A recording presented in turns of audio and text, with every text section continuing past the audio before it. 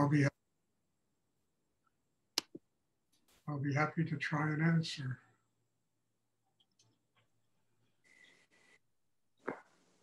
Stuart, I have a question on sync. Both you and Rudy have talked about, especially in relationship to physical pain, going above the physical pain to a different frequency. Can you talk about that piece in terms of emotional blocks or any other kind of block to rise up rather than go through? Yeah, I mean, I literally almost talk about this thing in almost every class, but it's worth repeating because, I don't know, I mean, it took me 20 years to learn things that Rudy used to talk about, so I understand that thoroughly. So, you know, look, physical things, material things, emotional things, all of that drama that comes with emotional things, it's all finite stuff. Understand? It's all stuff that is so ephemeral, and it just comes and it goes, and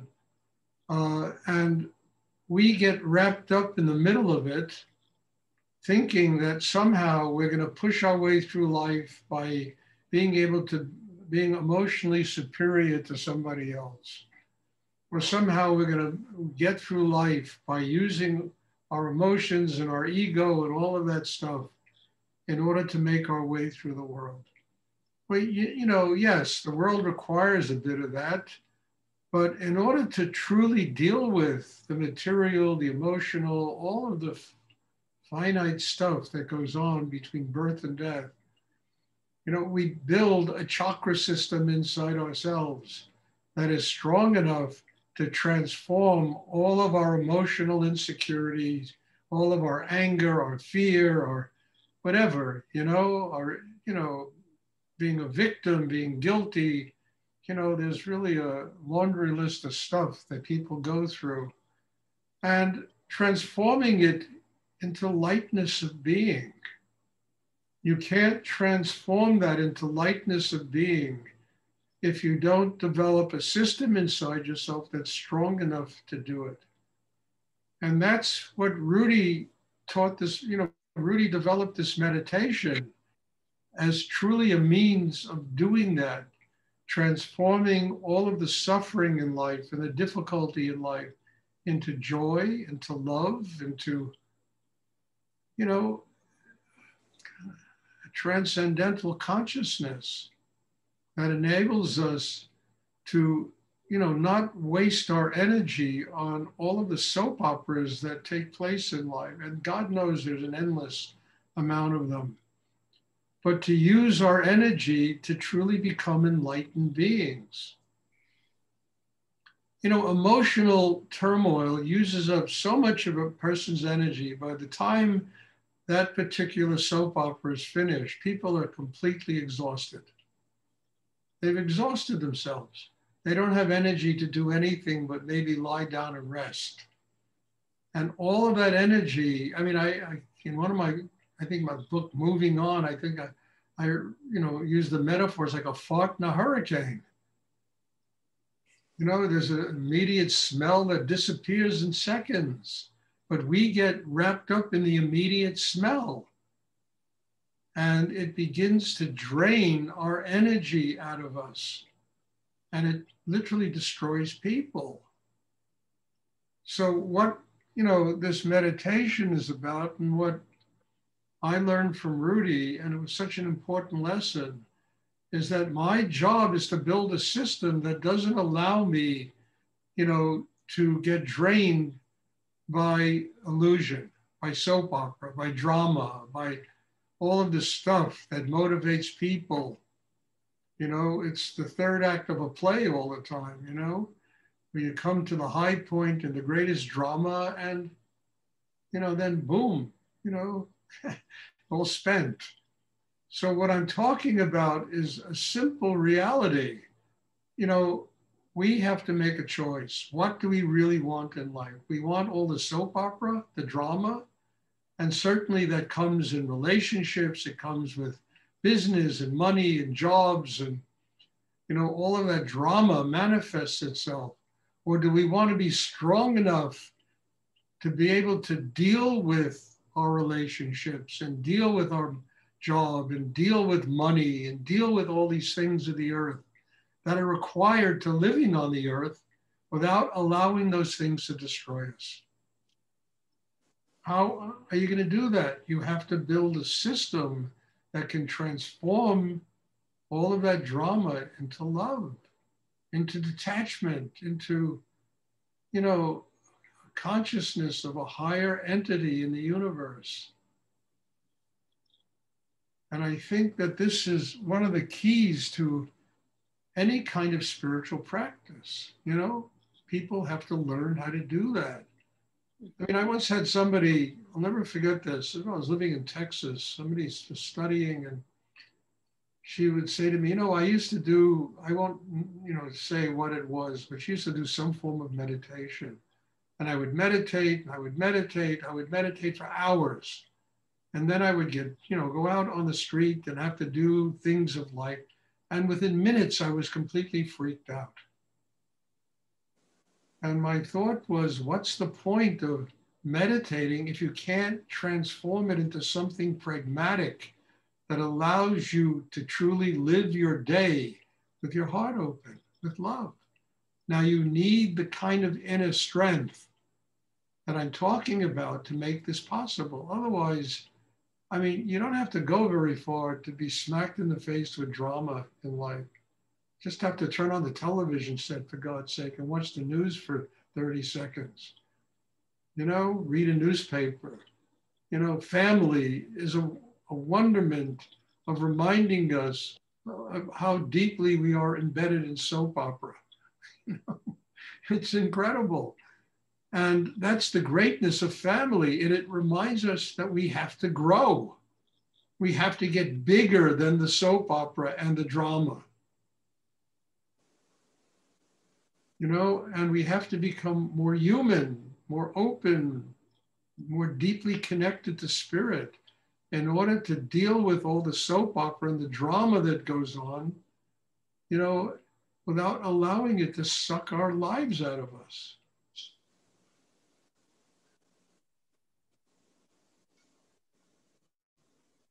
We need family. I mean, it's, a rootedness, it's part of life, it's important. At the same time, the people that are the closest to us are always a reminder that we have a lot of work to do on ourselves.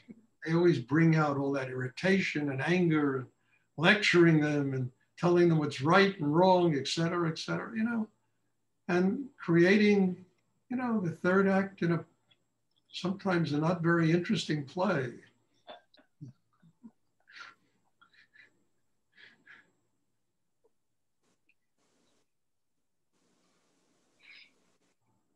So that's what the meditation is for.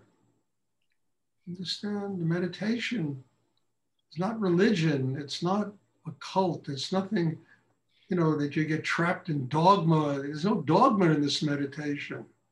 It's doing inner work to build a system that enables you to transform all of that soap opera, all of that drama into a more refined, higher energy, into joy, love, happiness, detachment, compassion for the suffering of another human being. And the miracle is we have a way to do it. Most people don't have a way to do it. So that emotional thing, it takes over. They don't know how, or they haven't built a system yet where they can stay centered in the chakra below the navel, the core of their being, and being so centered and rooted there, they can deal with the drama of the moment without allowing themselves to be swept away in it. They can draw energy through the sexual area, where the human begins to transform itself into the spiritual, activates the Kundalini.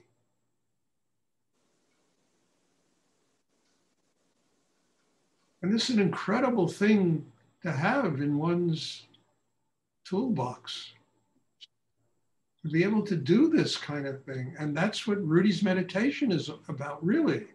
It's not about lineage and, people dressing up and this and that. It's really about the transformation, of the human to the divine. That's what it's about. By building an inner life and using the double breathing exercise to build that kind of inner life, that gives one the strength to do it.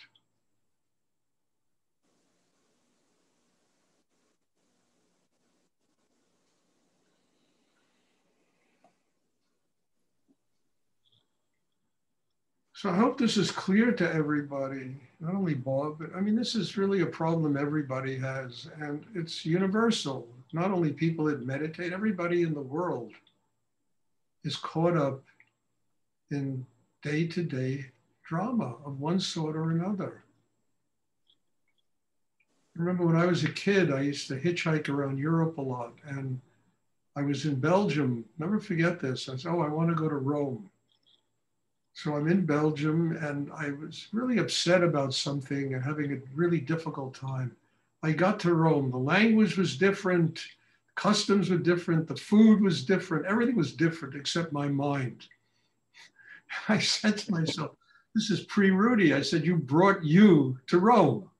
You left Belgium and Austria and all these places behind. You brought yourself to Rome, and you're still crazy. You got to fix yourself. You got to learn how to fix yourself. I mean, this is 3-4 years before I met Rudy. I knew what the problem was. I just didn't know how to fix it. And then when I met Rudy, I learned how to fix it. But I used to laugh at myself. You're now in Greece. You're crazy as you were when you were in London. It's different. Everything was different. Except I wasn't different. I was still in my head thinking, angry, emotionally insecure, blah, blah, blah. And prior to Rudy, I knew what I had to do, but I just didn't know how to do it. He taught me how to do it. This meditation is about doing it, learning how to do what I'm talking about.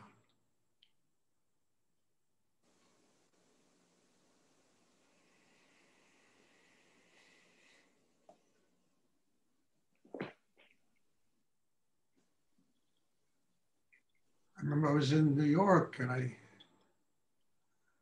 got to get out of New York. I want to go to Europe. I want to live in Paris, And I finally wound up in Paris, and there I was, Stuart, living in Paris, dealing with the same kind of problems I had when I was in New York, except, in quasi-French, English. I used to speak kind of a street French I learned in Paris. But anyway, I think you must be able to be getting the gist of what I'm talking about. This meditation is profound, it's valuable, it's an instrument that we can use in order to fix ourselves. And by fixing ourselves, I don't mean, getting into some dogmatic way of living. I mean, opening the heart, being centered below the navel, having a quiet mind, being able to converse without having to dump your ego on somebody else.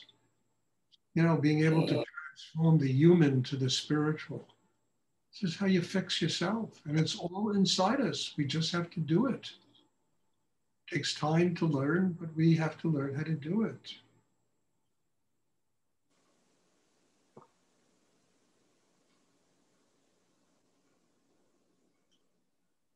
Thank you, Stuart. You're welcome, Bob. Does anybody else have a question?